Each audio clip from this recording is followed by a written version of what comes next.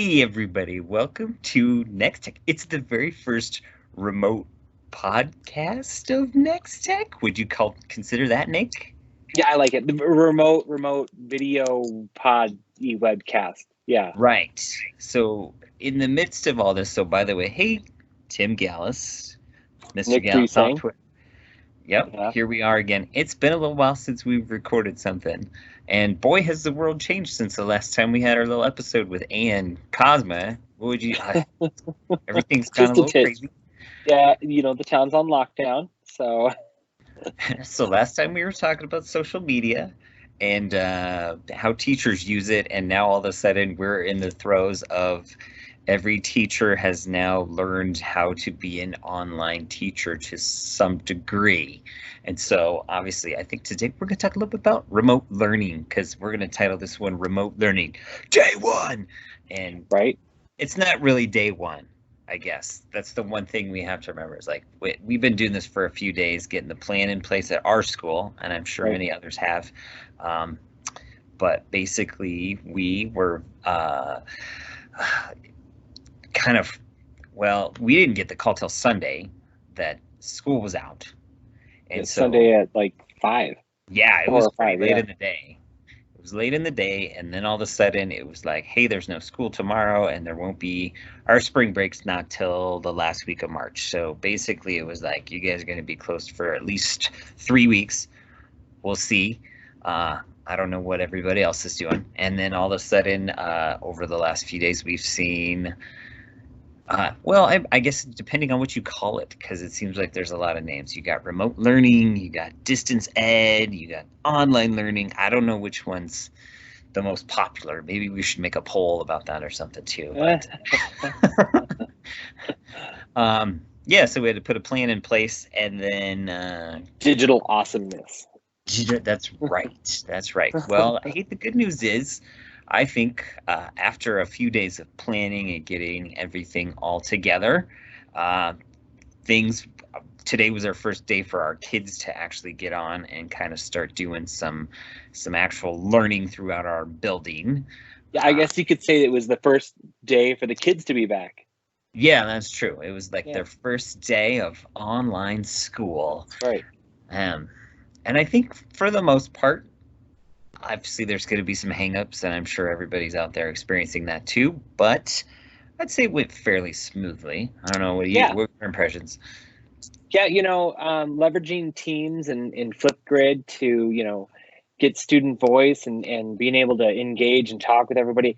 Just for the first day, a lot of the content was fairly light, but it was seamless. Students got into everything they needed. People were getting into their OneNote notebooks. Like the amount of, at least from my side, the technical components to it was really small. And even our really hesitant teachers, I mean, I'm sure you can agree with this, they jumped on board. They were in there. The best part was parents reaching out saying this is the best thing ever, of like first graders going, this is fantastic. Yes. I'm so jazzed that my first grader is able to do even online learning. kindergartners though too. Yeah. Yeah. Oh yeah. So this is it's pretty cool. What's funny about it is it went so smoothly. I'm like, what's gonna blow up tomorrow? Well, and I guess that's part of what we have to. I mean, like I said, there's going to be some hangups here and there, and I think the problems that we encountered today were pretty minute compared to what they could have been. Maybe it was a log on issue, or they were having trouble. That is the only bummer part that I think about this whole thing is because we didn't send home. We're one-to-one school, but we did not send home all those devices. They only took them if they absolutely needed them, and so there's a bunch of different now devices that are being used, and of course, depending on age and what kind of shape they're in and everything, certain things work better on others. And so I think that's where we're going to maybe see a little bit of the hangups and the troubleshooting occur. I will say that I feel like now I have a better and a greater appreciation for those who work in like a technical support type of role, sitting in front of a computer all day and having to answer questions, because I was ready to get up and move after a while. It seemed like every time I would get up and like go to the kitchen to grab something, somebody else was asking a question about something else. Right. Like, Yeah, okay. actually, what's funny is I was working through a VPN issue with one of the instructors, and because they needed some files from one of the servers at the school, and I couldn't get it to work. So I had to call technical support because I didn't understand why I was getting this weird error. And the guy gave me a little bit of a hard time. So like, oh, now you know what it's like dealing with a person through a video chat. And so we figured it out. But I'm like, yeah, I totally have a new appreciation for doing remote support. Very much so. I think I looked at my watch, my Apple Watch, at like I don't know, it's 3:30 or 4 or something like that, and I had less than 1,000 steps, and I was like, "Oh, dude, I gotta go for a run. I gotta go do something." And lo and behold, I went on a run, and guess what? I still got a phone call when I went on the run. So yeah, okay. So just based off. Oh, by the way, we're doing this without any show notes and stuff. We're just going off the cuff a little bit here, which I don't know, could be a good or a bad thing. But I guess the thing that you mentioned Flipgrid and Teams, which are our two platforms. We decided to go fairly kind of keep it simple to some degree and try to make it uniform all the way across the board because we're a preschool through 8th grade school. And so our lower elementary are using Flipgrid primarily to deliver their content, and then the upper grades are using Teams and Flipgrid. And if they're a little more adventurous, they're throwing in a few more office tools. We don't know what you guys are all using out there or what kind of success stories you have, but I guess we're kind of curious to hear what some people are doing and how they're feeling after maybe your first few days or day like we have. But I don't know. I think it's been fairly smooth. There's been a few little here and there kind of things with chatting and video sharing that I think have been a little bit of an issue, but that's not necessarily the platform's fault. I think what we're gonna run into more than anything is a lot of user type of errors that should be simple fixes as long as they trust who's telling them what to do, I guess. Yeah, I think the hardest challenge, at least from my perspective, I think the technology can get us all the content. It's that heart that teachers bring to the classroom that's going to be the hard part to capture, and executing the right balance of we're shooting for a 2-ish hour worth of content, and getting that touch, getting that social emotional component, and so it's not all just content. I think that's going to be where the tricky part in all of this is going to be. You want to touch base with your students and make sure that they know that you care for them, they're loved, and you're worried about them. But at the same rate, it's like, if I'm shooting for 2 hours worth of content, I gotta keep a lot of rigor in there too to make sure that's well balanced. So that's I think where we're going to see the struggles going forward, is making sure that both sides of that plate are filled, so that we're getting the whole child and not either one side loaded more where you get the teacher chatting it up with the kids versus more content, or having a ton of content and the teacher's like, whew, glad I got all my lesson plans done, but then we lose part of that sensitive staying in touch and staying connected. True. And I think also the other factor in this are like, I know that there's been many Facebook and Twitter type of posts of people posting about their quote unquote homeschool type of their homeschool experience so far, I guess you would say. And I know there's probably some parents out there that are a little worried about not having enough content to deliver and all of these different things. And I think the point is, and I've seen several people do this, is they're coming up with some sort of a schedule for their kids, which I think is a fabulous idea, because I don't think anybody's expecting your kid to stay in front of their computer for 6 to 8 hours. Yeah, exactly. If you are, like, I think you probably are going to need to maybe back off that just a little bit, because I think it's just, that's asking an awful Unrealistic. lot. Yeah. Oh yeah. And I of mean, your even teachers us. and your students. Yeah. Just because, like, I know I've seen a couple talking about how much of a surprise element this was just for teachers and what we asked them to do in such a short amount of time. And um, the fact that we're actually doing it now and making something out of what was this really quick situation is a testament to teachers all over. And I know there's probably some that are still scrambling and are wondering what to do. And I know those parents are probably kind of like a little worried as well. But I think the reassurance out there that we got to make sure is I trust your teachers, and also just know that, you know, if it takes a few days to get everything like a well-oiled machine, that's okay. It's not the end of the world, and Right. It things are doesn't going have to to be go on. perfect. Yeah, and I think it will continue to. And so I guess it depends on how long, you know, this actually takes, or whatever it might be. I think that's the unknown equation in this whole thing, is we don't know. But I think this will at least give some people some exposure. And so I think those first few days, or the first week maybe at least, are kind of like a trial run to some degree. And, you know, kind of like riding a bike. You're not perfect at it at first, and then the more you do it, the better you get. And I think You talk about, I was born riding a bike. you rode a bike right off the bat. Well, you special, mister. Good for you. But I don't know. I just think it's gonna.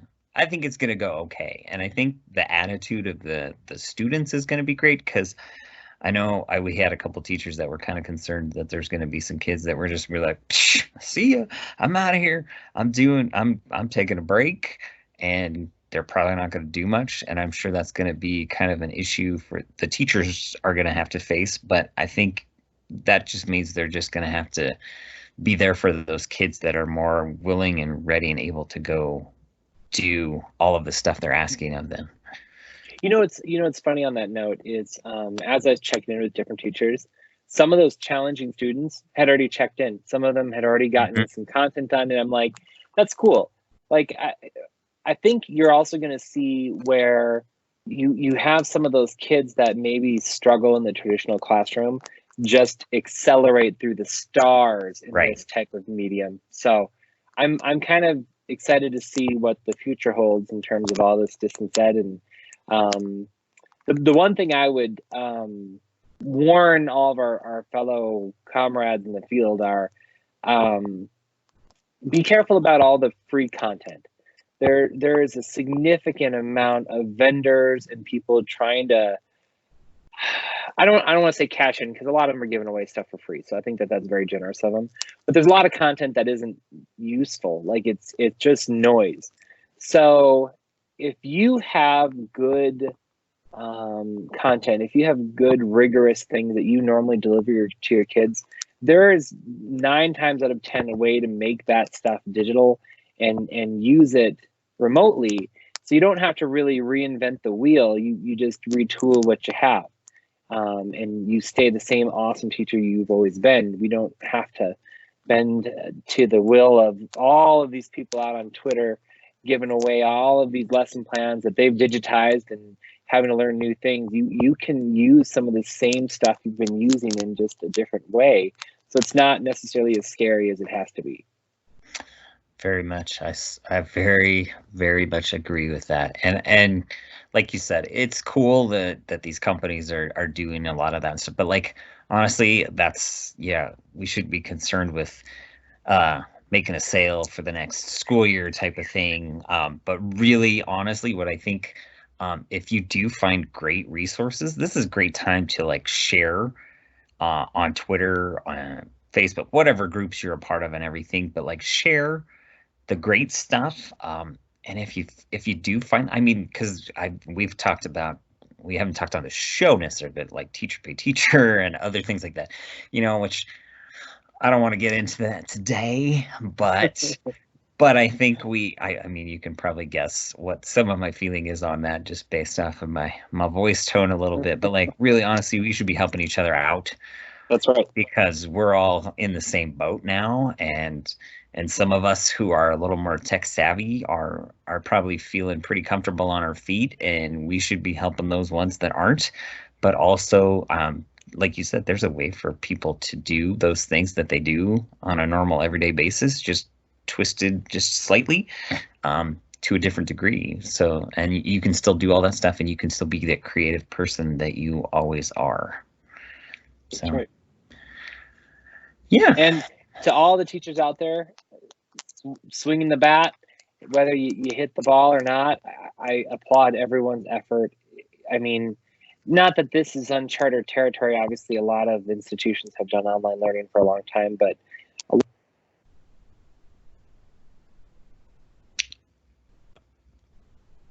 think in record time, a record amount of teachers and departments and infrastructure has been tested and turned and twisted to facilitate something that wasn't there before. And I think it's epically amazing what the mindset of educators can do in given a small amount of time. Like it's really cool. Yeah, it is unprecedented, and it's interesting to see, I guess I could say. Nobody was totally expecting this, but at the same time, I think it's kind of cool to watch. And I know from our standpoint, we've seen a bunch of people who are thankful for what we are doing, and parents. We actually were very thankful. We got the opportunity to have our kids come in before we had a complete old shutdown and grab materials and supplies and everything. And some of the kids came with them, and they got to say bye, which I think was great, at least to some degree. And then also just the fact that they get that the class can go on, and they still have some semblance of normalcy to deal with at home. And then obviously great platforms, and shout out to Teams. That's why this is right. Oh this my is gosh. happening right now. But like, honestly, we had a lot of communication going on through Teams today, and so shout out to platforms like Teams that are providing outlets like this, because I know it would be a little more difficult without those type of programs. Oh yeah. It's definitely between Teams and Flipgrid, it's the two pillars kind of stacking up the whole process that we've kind of put together. So Exactly, and I think we chose those ones because we felt those were the most stable ways for us, and our building has used them enough to where the kids will be proficient in using them without really having a ton of struggles, and still being able, the teachers can get what they need out to their students. So yay, Flipgrid and Teams. woo-hoo. So You know, it's funny the flip between the two. So we had Ann Cosmo last time talking about social media, and then boom, where are we? We're all remote, trying to use social media and remote connectivity to make everything work seamlessly. It's almost as if it was intentional. it was not. It was not on our part, but yeah, No. I can kind of see. But I'm wearing my Flipgrid socks right now, and like, if you don't have a pair of Flipgrid socks, you should get some, because they're very comfy and they're warm. So, just saying, look for their Twitter contests and stuff, and if they're giving away socks, cross your fingers, because they're pretty awesome. Oh shoot. No comment on the sock. I might be wearing some Kill Bill socks. Yeah. That's a whole different ball game, my friend. Oh shoot. Hey, it wasn't kind of nice to sit and deliver content and tech support via pajamas and everything, though. That was kind of fun. That was cool. I mean, it was funny to have my kids see part of my job, because they don't normally get to see that. So they're like, keep coming into the office going, "What are you doing? What are you doing now? What are you doing now?" Like, I'm still helping people. Well, what are you doing now? Still the same thing. Can I have a snack? Oh my gosh. Yes. Have a snack. Have 40 snacks. Let me just do my job for a minute. How about you guys do your schoolwork? Right, exactly. I felt like, and now finally it's funny now because I don't have my AirPod in, but I felt like it was in all day. Right? Yeah. Yeah, I had to pace them out. I had one in, and then I'd flip it to the other one, let the other one charge, and then flip it to the other one, just to keep bouncing between the two. Yeah. Yeah, but every once in a while, I would listen to a podcast in between some stuff and be listening to some things. So yeah, it all it was worked. cool. Yeah. Yay. Survival. And we hope you're all surviving out there doing what you're doing. And I guess the good news is tomorrow's Friday. By the time I get done with this, it might already be Friday. It's Saturday, yeah. That's okay. Yeah. So, yeah, shout out whatever you're doing. If you want to tell us what you're doing, there is a feature through Anchor. I'll put a link up on our Twitter feed that you can shout out what you're doing for your district, and maybe you could be included in the show. That'd be cool. Which is great. Yeah. So, I mean, all you got to do is record a little bit, tell what you're doing. We'd love to hear, and we all commend you for doing what you do. And keep going, stay strong. We'll all make it through this thing. That's right. And just keep being yourselves, and so will we. That was very inspirational. I felt this that. is a problem when you're working off a note. Like, I don't have any notes in front of me or anything. Extemporaneous podcasting. That's right. That's right. But I figured, hey man, people are maybe listening to some podcasts out there because you got a little more time on your hands. That's right. We'd love to be included in your listening list if you feel so inclined. But yeah, keep doing your thing, teachers, and we will catch you. I don't think we're gonna do this every day of this break because that might be a little much. Like the zombie podcast of the. Like, oh my gosh! Stop it! Leave us alone. Day 21. The coronavirus outbreak. We just have bags under our eyes. Teams has fallen. We all have a green tint to us. There's like fires. There's like trash can fires going on in the I just wonder, maybe we could talk to Teams and we could get. You're using the blur by background, but maybe we could have a nice little apocalyptic background going on behind us, just for fun. It'd be fun. Shoot, we could green screen one in. I'm sure I've got some Pantone green around here somewhere. Right? Yeah. Great idea. All right. Well, I suppose. Thanks for everybody for tuning in. Yeah. Give us a follow at NxTech, YO, YouTube, all those fun platforms on podcasts. Man, I don't know. Anchor's got us on quite a few. So listen where you feel most comfortable, and we will catch you soon. Yeah. Bye, y'all. Bye.